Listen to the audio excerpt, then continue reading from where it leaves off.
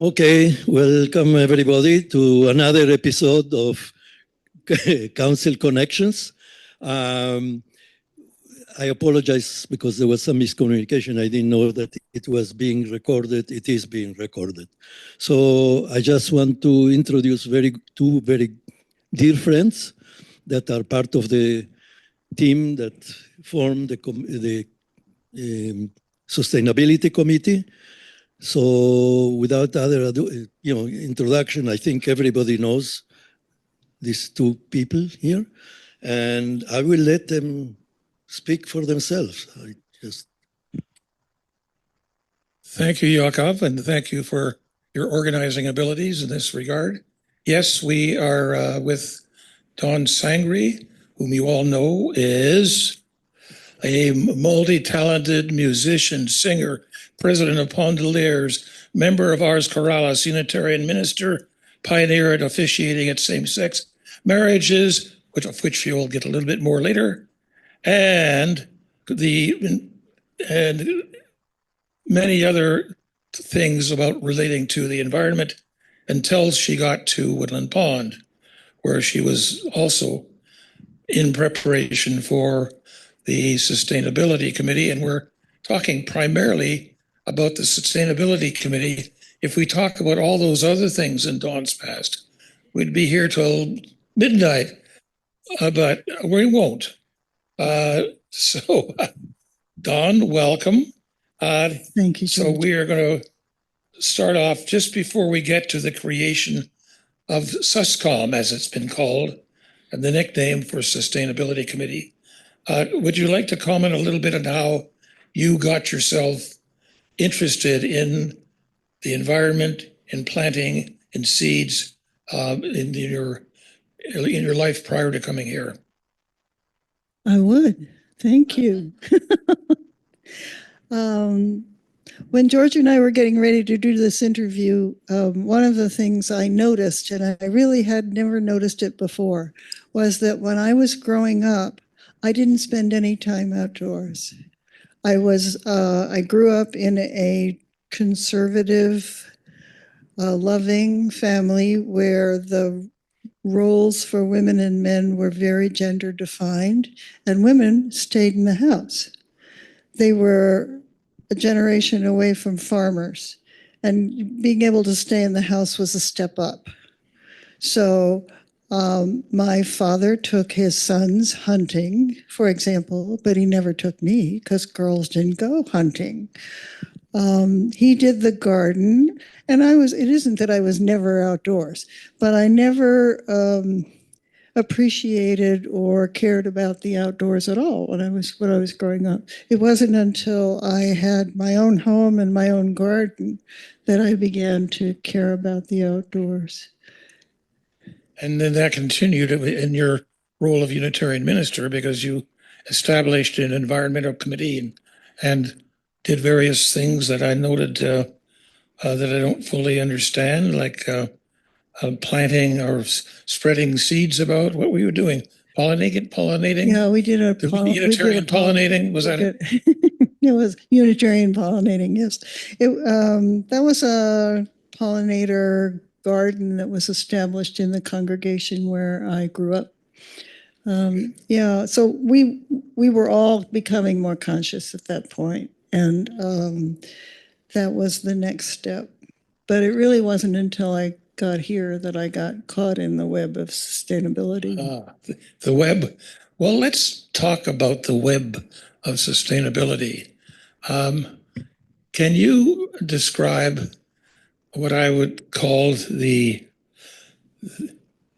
creation of the sustainability, the active creation of the Sustainability Committee? Yes, I can, because it was a distinct event, and you were there, and there are a lot of people in this room who were there. This was Stuart's thing, but I'm trying to put a date on it. It was before COVID. It was soon before COVID. I think I'm going to say it was in the winter of 2019. I think even January 2020, because it was really 2020 when we were all hit in the head with COVID. Okay, thank you. Stuart Greenfield made a video collage of, well, it was Greta, it was Al Gore, it was beautiful scenes of the earth and scenes of the catastrophe that was upon us. The piece was called The Sixth Extinction. It was an original video collage made from things that he had picked up on the internet. And it had a beautiful score. He had scored it to music from Bach, as I remember. And we had a full house the day it was shown here in this room. And the lights came up and there was a sort of stunned silence because we had all been so impacted by it. And I was in tears and Michelle was in tears. And that was really where it started. Because we came out of that saying we have to do something, we have to have a sustainability committee here. And so we did. And this sustainability committee started off with a core group that you called the task force? Well, we called a couple of meetings. We said, anybody who's interested in sustainability, come to this meeting. And there were 2 meetings, or maybe 3, right before COVID hit. And we got as far as establishing a mission and a vision. And then COVID shut us down. But a small and special group of people decided that they wanted to keep doing it. They wanted to keep talking. So we started meeting outdoors, which was the only place we were allowed to meet then. And it was Joy Dreyer, June Feiner, George and Nora, Dawn and Yakov. Those 6 were the ones who just didn't stop talking about it. And we spent that spring and summer making plans and making movies. We made a home movie about composting, which we really should resurrect because it's pretty funny, but it's dated now. And kept it going until we could call the others back and continue to meet. There was also a deep involvement of the staff. Do you want to comment on that? Indeed, from the beginning. You remember it's Michelle and me sitting in there in the dark with the tears running down our face. So Michelle was always involved. And she said to us in the beginning, this is going to be a combined committee. It's going to be staff and residents working together. And that was a unique model at that time. And we had the senior staff along with Michelle at many of the meetings. Yes, indeed. For a while, she thought maybe we could get actual staff people, workers, to come to the meetings, but that never worked out. So we didn't do that. So what were you would say, the first successes of the Sustainability Committee? Oh, well, you have to talk about that because you brought the prop. There's the prop. You're all seen these before, I hope, and know what they are and what to do with them. So when we came first, they were throwing them away. No, they were recycling them. Well, putting them in that big pot where all the plastics go to be buried. And the point is they were not reusing them. And quickly we realized that they could be reused and that it was not cost effective and certainly not sustainable for us to keep using them once and throwing them away. So that was our first big success. And it worked because we were able to work with the dining people and we were able to work with the residents, and we encouraged people to wash them and return them. And then they get used over and over again, which makes a lot of sense. And any other successes that you'd identify? early on. We had a repair cafe pretty quickly. We had a library shelf of books about sustainability. We started having outside speakers. There were just a whole bunch of stuff. We had Earth Week. We had an Earth Week celebration pretty quickly. There was a lot of enthusiasm and there were a lot of people involved. So it was a very exciting time for us because we felt as if we were doing something after we had this awakening about how essential it was that we do something. We actually had things we could do. I had put two other items on my list of early successes. One is the goose paper, and the other, their entertainment. There's something called the Suscom Follies. Oh, yes. Can't forget the Suscom Follies. We had a couple of Yeah. very, very fun projects that involved a lot of theater. And then much later, you entered into a reorganization where you broke the operation. And well, you describe it.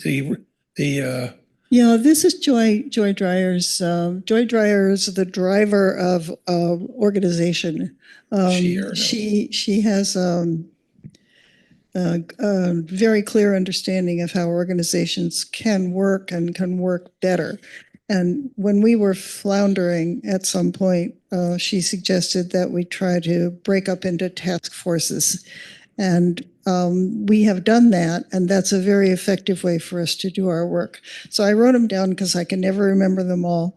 We have Sustainability Committee has 7 task force teams today, and they are energy, dining, reuse and repair, alternatives to grass, paper and compost, communication, and strategic planning.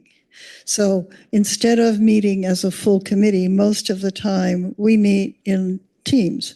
I just had a team meeting with the Alternatives to Grass people an hour ago, and that's where the work gets done.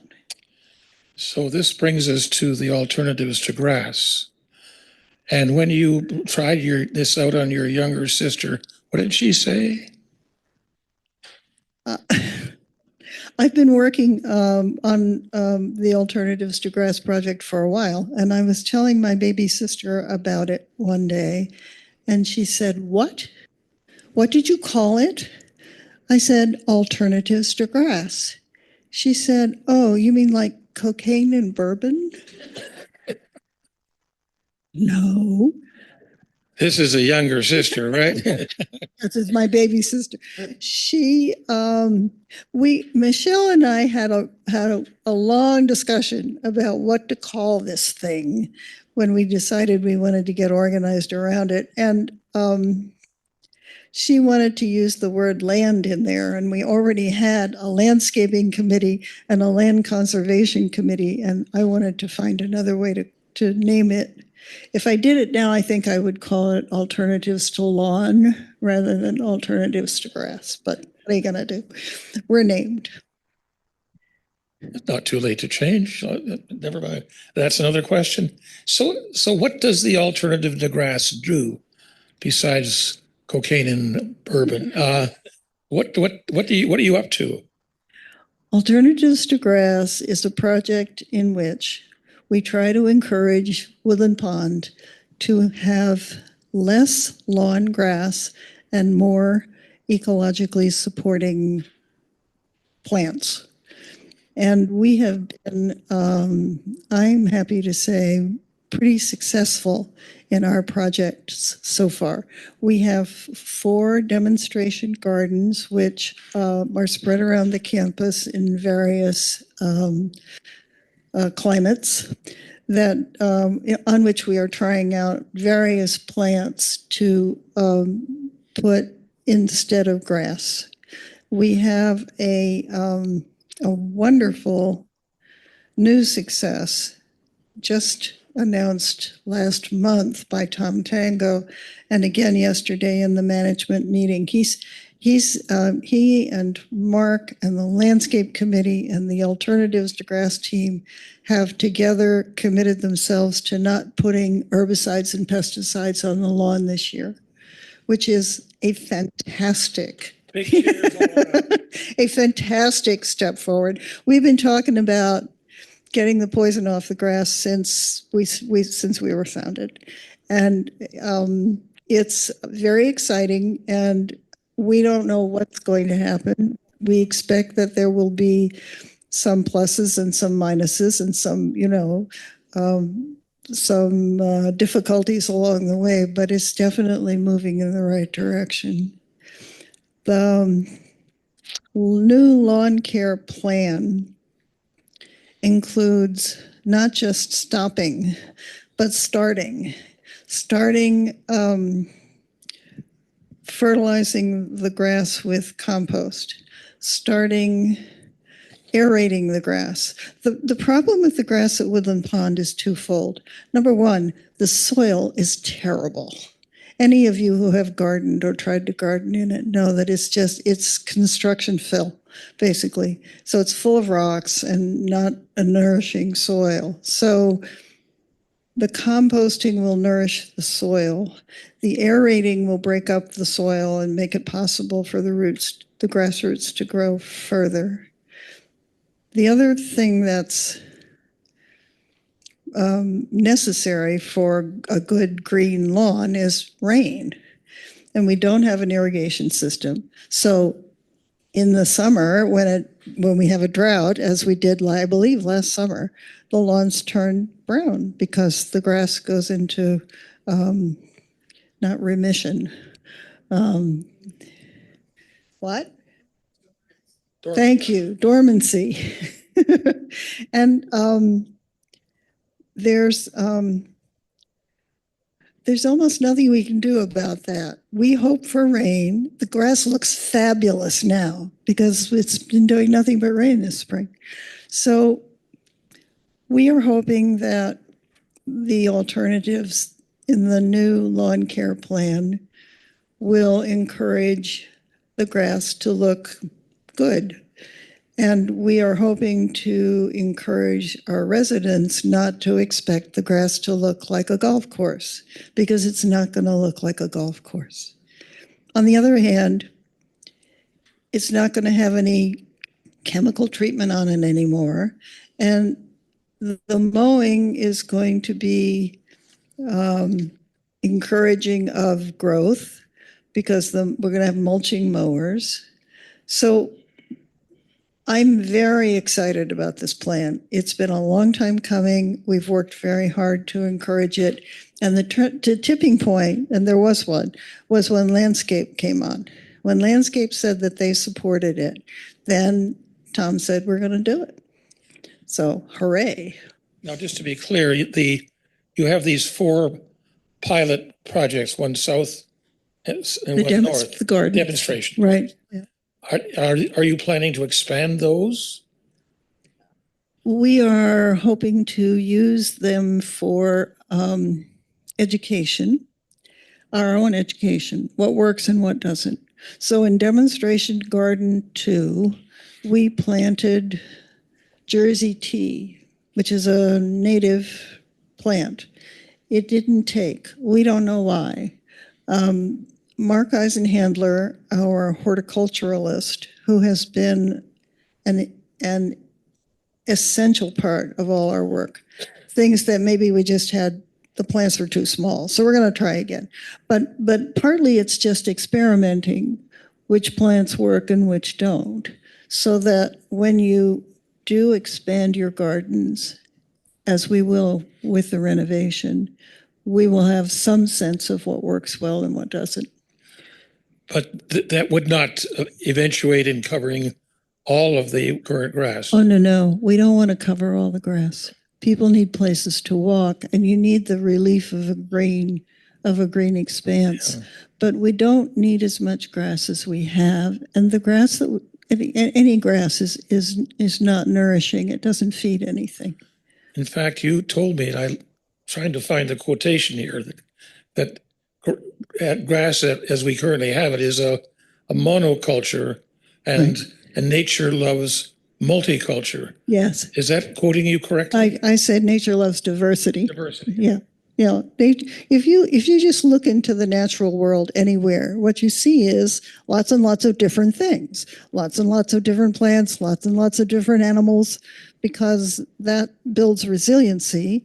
And if we have one plant, a type of lawn grass, and it doesn't respond well to being in the hot sun for months, it's going to dry up and look terrible. So the idea is still to have that monoculture of grass, but improved, right, as it is now. There are really two ideas. One is to have less grass. Yeah. Less grass, less mowing, less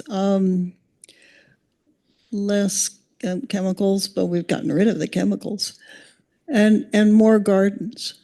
And for new people coming in, I had in the back of my mind, I think erroneously, that people would look at this future greenery and think that it's not very well kept. But the trend is the opposite, you were telling me. That's correct. Yeah. The natural gardens, pollinator gardens are very big and being introduced everywhere on college campuses, on business, in business landscapes, also in home landscapes. So we're going with the flow in that Absolutely, regard. absolutely. It's a marketing ploy, marketing enticement. In at least one other CCRC that I know of, the Kendall people now advertise in their ads. We are sustainable. We have pollinator gardens that are. I think I've seen that. Yeah. So and our own marketing group are comfortable with all this, I'm sure. Absolutely. Yep. Wow. Moving right along, you've answered all my questions about this. How about a show and tell or two while you find another question? Yeah. Can I do my show and tell?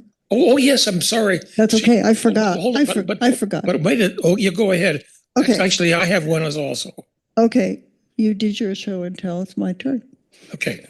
I am going to circulate among the audience, and I want this back. My favorite cartoon about why we should care about the extinction of species. That's going to go this way. And on the other side, I'm going to circulate a basket of chocolate as far as it goes, because one thing we do in sustainability is we give out chocolate at our meetings. Yakov, you may have one piece. Spread it around, one piece each. And then just cross over. So. My turn? Your turn. So we mentioned this early success of getting these recycled and reused and saving the operation a lot of money because these are expensive. We also promote, as you Son said, our composting. And we did a video with our expert videographer. In fact, the same fellow who's passing the candies around. We did a video on composting, and some people have their own little composting bucket, something like this, which you can take down to a centralized compost place, which is currently in the what do they call it, the room right beside the cart room. That's right. Others, by the way, use other systems like freezing your compost and taking that down. And, you know, Don, our video was, I think, superb, but a little bit out of date. Why don't we do another one? Here's the man who can do it. Yes. Here's the audience who can do it. Right. Updating, you know, like Godfather 2 was as good as Godfather 1. So you know. And more recently, Yakov has pioneered in the toilet paper that is made out of Bamboo. bamboo. Sorry, I was looking at bamboo. 100% bamboo. It says this roll has your backside. And as you know, this is being promulgated at the concierge, and you're saving money. We're not saving money. You're saving the environment because bamboo is very quick growing and not as much easier to harvest than trees are, because it's really more like a bush, I think. It's actually a grass. Yeah. So you're next. What have you got? Okay, there? let me do a quick thing about compost and a quick thing about the bamboo. Compost, if you put your food in the garbage, it goes to a landfill where it does not break down benignly, but turns into methane gas, which is a much worse greenhouse gas than carbon dioxide. So your garbage in the trash is really just contributing to global warming. And we have facilities here which will turn your garbage into compost, which will then be sold locally. So the compost company that takes our food scraps is a local company. It's in Kerhonkson. It's I don't know if it's all women, but it was started by women. And they take the compost in a big operation and turn it into soil and sell it. So that's, the ring economy. So please don't put your food scraps in the trash. Put it in the compost. May Either have in it. a bucket like this. I want the toilet paper, please. I want to talk about that for a second. This is bamboo. It's all bamboo. If your toilet paper at home, if you're not using this, is made from trees, it may or may not be bleached, but it's made so you have to cut down a tree to make your toilet paper, whereas this bamboo is a grass. It's very fast growing, and they can harvest it again and again, just like cutting your lawn. And it doesn't require us to cut down any more trees. And I think the price is right as well. That needs to be looked at. You need to make your own judgment on price, I think. We need to conserve enough bamboo for the pandas. It's important, right? The pandas eat nothing but bamboo. That's their whole diet, bamboo. The big pandas in China. But that's not our territory. So before I open for questions, I've promised to circle back to another event that's coming up on the 24th of June between the Interfaith Committee and the LGBTQA group, which will include a film about the pioneering work that Dawn and one or two others in the Unitarian Church pioneered in same-sex marriage right here in New Paltz. It's a pioneering work and a very nice films, not a long film. And it's well worthwhile. And the Reverend Sangri is featured because she was one of the first to give same-sex marriage vows to New York citizens, not just to New Paltz. They came up from New York City, I think. So that's June 24th, and keep that in your mind. So with that, did you have more props? I have a couple of similar announcements, if you will. There is a movie being shown here in this room tonight, and it's also on Netflix, called Breaking Boundaries, The Science of Our Planet. It's Attenborough talking about where we are in our climate catastrophe. It's very good and very current, and I recommend it to you. You can either come and see it tonight, or you can, call it up on your TV. Paul and I watched it last night, and it's prepare to be discouraged, but it's important for us to keep up with that.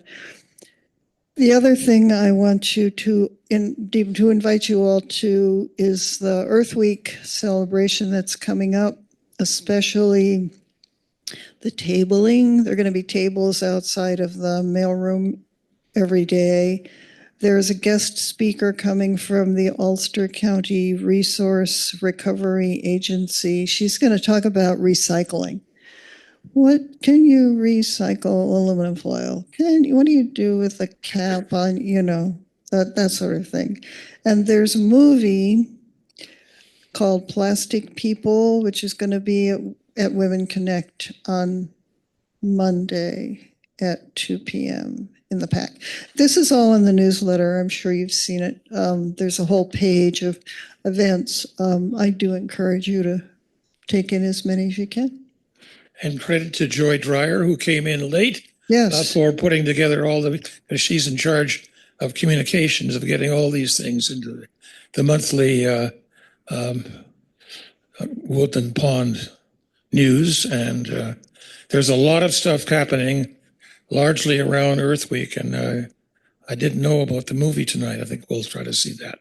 Yeah, we should shout out to Sue Gilder, who Yes. chaired that team this year. She has done a fantastic job.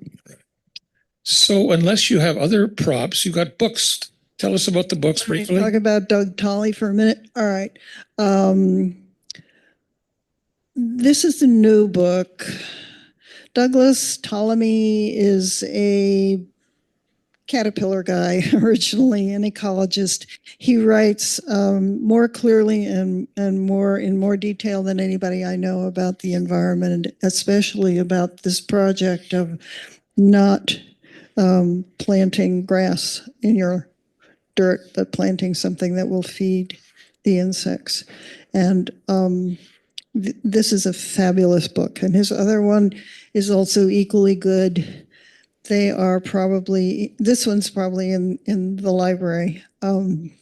These are my personal copies, and the last copies I put in the library disappeared, so they're not going to be in the library. But you can borrow them from me personally. I'm not done with this one yet. It just came out.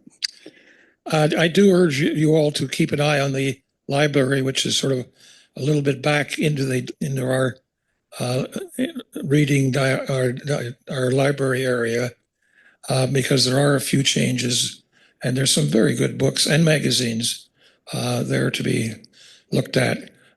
Obviously, it went without saying, perhaps, Don, but the Sustainability Committee has largely focused on things that affect our community. Right. Even though we were talking about Attenborough and before him, Vice President Gore and others talking about the world, and we all try to keep aware of that. But where we can do something is on our lawns, is on our food, is on our waste, and that's where we need to make sure we're doing everything we can. I should mention that with our new director of dining, he's very interested in looking at new ways to go even further. Maybe you've talked to him. I don't know. I don't know anything about it, but the dining committee's been working with him, and he's preparing to unfold some new opportunities for us in the takeout container department, I think. Yeah. So with that, I open the floor to any question, or Yakov will take charge of the questions. Before I start with questions, I just want to remind you, one of the first things we did after the movie was here, we went to a conference at SUNY New Paltz, where one of the speakers was John Wachman. Unfortunately, he passed away during COVID. And he's one of the main movers of the Repair Cafe movement in the Hudson Valley. And that's when, although I knew about the Repair Cafe movement in general, I never did much practically. And then we decided that we will start doing it here. And the reason we couldn't do it right away was because of COVID. We couldn't even have gatherings of more than 1 or 2 people outside. And it took us probably about a month, a year or so, until we were able to get together. And so that was another, which reminds me that although we did already 6 events of the Repair Cafe here in the park, we are now looking into doing one in the health center in the next few months. So that's going to be another, it's not yet official, but I just tell you in secret, so don't divulge the news. Yakov, may I say, before we take questions, I just want to say a word of appreciation for Yakov and his relentless, unstopping commitment to not wasting things. I have never known anyone who is as dedicated as you are, and it's been an inspiration to me and also a great driver of the Reuse Repair Cafe team here. So thank you very much for your work. I have a partner here that she will reuse Oh, everything. that's right. And she's here. Okay. Okay, questions? Questions, comments? Questions. All right. Let me start from this corner. Does less grass mean that there'll still be enough for dog walkers? Oh, sure. Okay. Absolutely. We're not, we have neither the budget nor the inclination to plant out the grass, but there's a lot more grass than we need for walking dogs. And the butterflies and bees and hummingbirds need food. So if we put pollinator plants into the ground, they will feed the insects, and then we'll be able to come closer to some kind of ecological balance. The thing about grass is that it doesn't feed anything. And I have one other thing to say. I've used that brand of toilet paper for a couple of years, and you can get a subscription, which makes it comes on a regular basis. It does come in a very large package, so you could go in with somebody else. Is it cheaper? And it's cheaper. Just to add to that, we have been getting these 48 rolls in a box for a while, but now Woodland Pond has an account with this company, and they are getting it as an institutional thing. So I must say that I need to probably hire a lawyer because they are undercutting my business. I was selling them for $1.53. They are going to sell it to you for $1. So go to the concierge, get them there. I have 2 questions. One, is there any thought about adding clover when since you won't be putting pesticides and stuff down to help make more plants for the pollinators?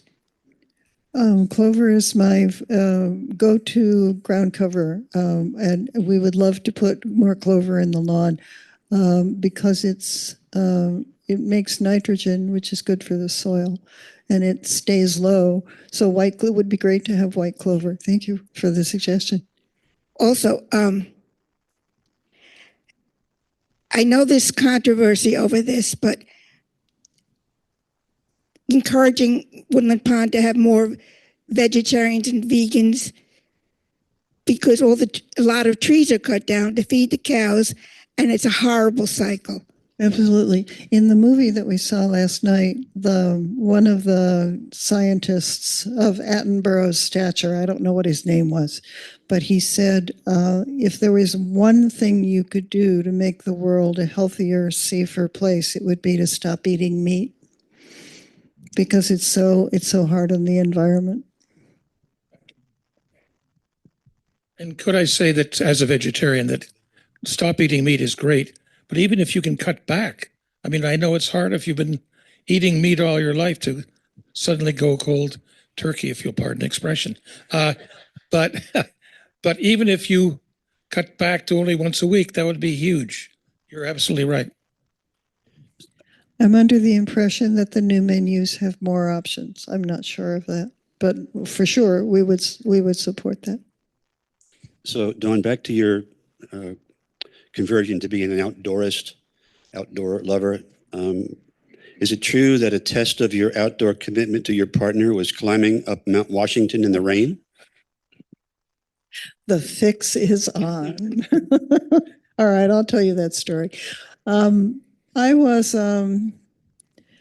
let's see, was I a hiker before I knew Paul Farges?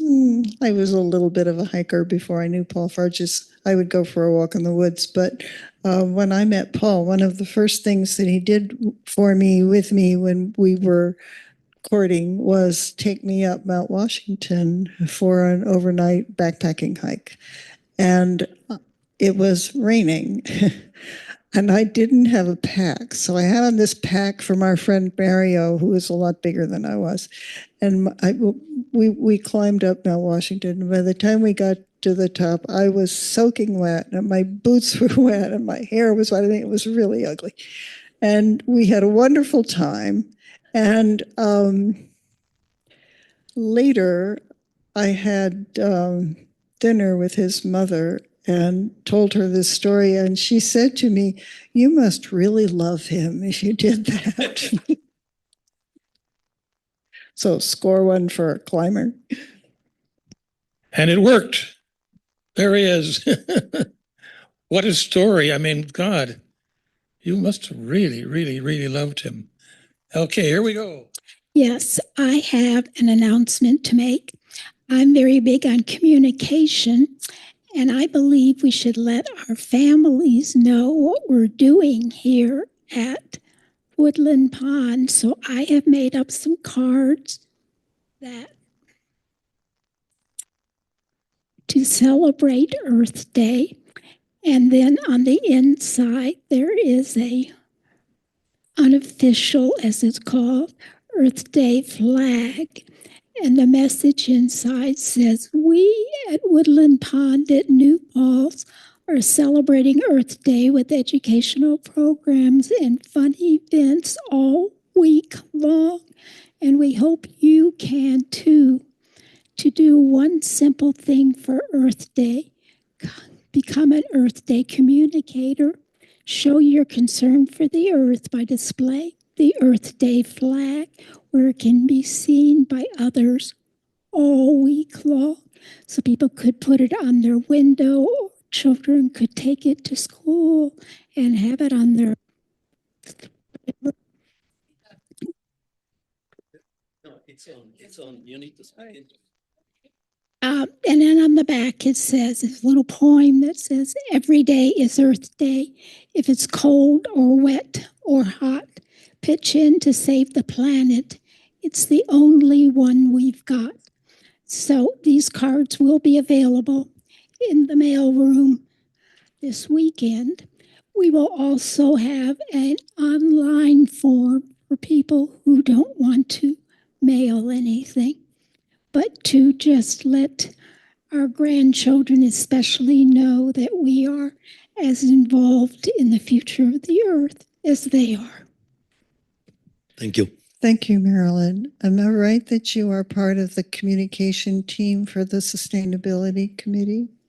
Yes. We appreciate your work. I have a quick question about composting. Yes, ma'am. Can those cardboard takeout containers go into recycling I'm so or glad- into composting? I'm so glad you're asking. The paper containers that are now used for takeout cannot be composted because our vendor will not accept them. So if they go into the compost, they're contamination, and that's a problem. If they are immaculate, they can be put in the paper recycling, or you can tear them in half, which is what I usually do with mine. Flat. So the sandwich soils the bottom, and I just tear off the top and throw it in the paper recycling. That should. I didn't really think they could, but I thought possibly because they certainly seem like they could be compostable. Right. There's a lot of claim on your packaging these days that says compostable if your area has compostable facilities for this, but mostly they don't. If the paper is plastic lined in any way, like wrapping paper for birthday presents, you can't compost it because it's got plastic in it. Basically, the test is if it is somehow waterproof or moisture proof, it's probably not recyclable, because in order to make paper, moisture proof, you have to put a layer of something. And usually that layer is usually either wax, sometimes happens, or plastic. And so that tells you immediately whether you can do it. And even recycling the paper itself, if it has plastic on it, probably it's not going to be reused. What happens many times, I mean, these things go to a major machinery that sorts them through by different criteria, and probably we will be having a visit to one of those recycling sites in the near future, and where people will be able to see what they do, how they do it. Speaking of things that are on packages, I want to get back to our two-part containers that our takeout comes in. It says it's microwavable. That means if you put it in the microwave, the plastic won't melt. It doesn't mean that you should microwave your food in it, because if you do, what's in the plastic is going to leach into your food. So put your food on a plate, not on that, to microwave it. To follow up on that, it says right here in the back, microwave safe. I personally would never, ever put this plastic in the microwave. I take the food out onto a proper dish and then microwave it. We had a bit of an argument with some residents who took that statement to heart and went ahead and put the whole thing in a microwave. And there's more recent information, is there not, Yakov, about black plastics being even worse than clear plastic. So that's the way in which industry labels things is highly suspect. Don't trust those big corporations. They're just trying to sell you stuff. Any other questions? Got another one. Kappa. I don't know if I missed this, but is the kitchen composting all the food we don't eat? Oh, you bet they are. Yeah, yeah. This isn't a question. I walk a lot in the central and south courtyards. There are plenty of dandelions and other stuff, because I don't think they put too many pesticides there. There's a lot of worm casings coming up. And I think I saw a bumblebee. Yay!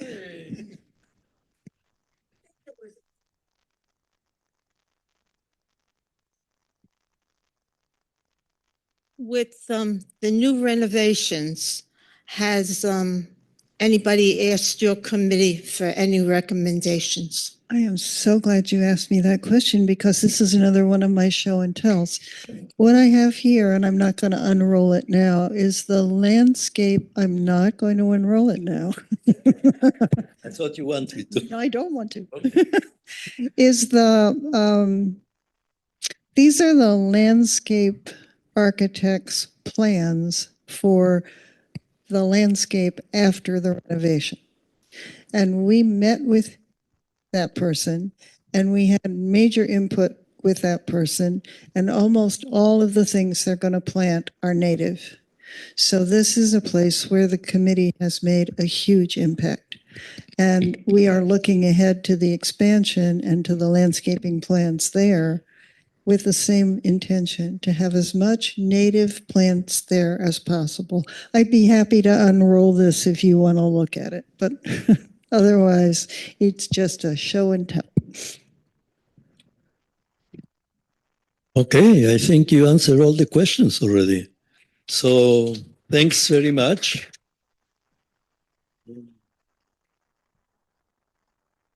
Thanks, for coming. everybody. No. One more, No, one more no. announcement. Now go outside. One more announcement. On Monday evening, part of Earth Week, the current events is sponsoring a talk about the impact of policies, regional and so on, on the environment issues. So it's going to be here at 7:15, and William Tabb is going to present that. What date? Monday Midnight. Monday 7:30. It should be on the program. So this is the beginning of a lot of exciting Earth Week. sustainability and environmental activity over Earth Week. So be prepared. Thank you.